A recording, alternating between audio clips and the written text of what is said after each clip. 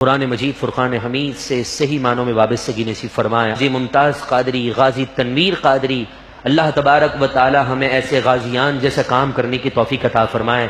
یہی ہماری تحریک لبیک یا رسول اللہ کا پیغام ہے۔ اگر آپ نے اب تک تحریک لبیک یا رسول اللہ صلی اللہ علیہ وسلم کا فارم فل نہیں کیے، خدا کے لیے فل کر لیجئے۔ اور اس فارم کے اندر کتنا پیارا جملہ ہے، اس میں جملہ لکھا ہے قبر کا روشن چراغ، یعنی کہ اگر آپ مر جائیں، آپ کا انتقال ہو جائے، اپنے گھر والوں کو وصیت کر کے جائیں کہ جب میں مر جاؤں تو یہ قبر کا روشن چراغ میرے ساتھ قبر میں رکھ دینا، اور میں وہاں پر جب رسول اللہ آئیں گے تو میں کہوں گا یا رسول اللہ میرے پاس کوئی عمل نہیں ہے، میں نے آپ کی محبت میں اس قبر کے روشن چراغ کو بھرا ہے، تو آج اس کی برکت سے آپ مجھے اپنے غلاموں میں شامل فرما لیجئے۔ تو لہذا قبر کا روشن چراغ آپ فارم فل کیجئے اور ناموس مصطفیٰ کے مجاہد بنیے۔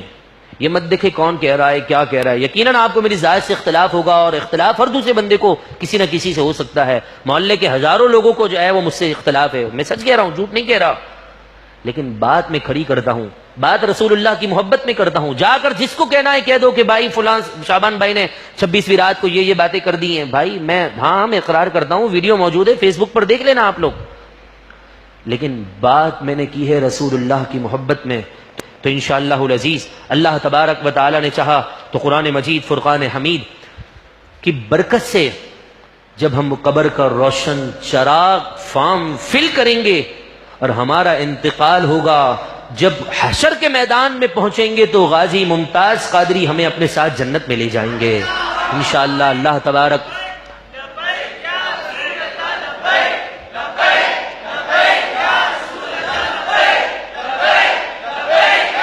ایسے مزہ نہیں آئے گا۔ لوگ تو کہتے ہیں کہ اگر جان دے کر بھی رسول اللہ کی مسکراہٹ مل گئی نا، یہ بھی ہمارے لیے کم ہے۔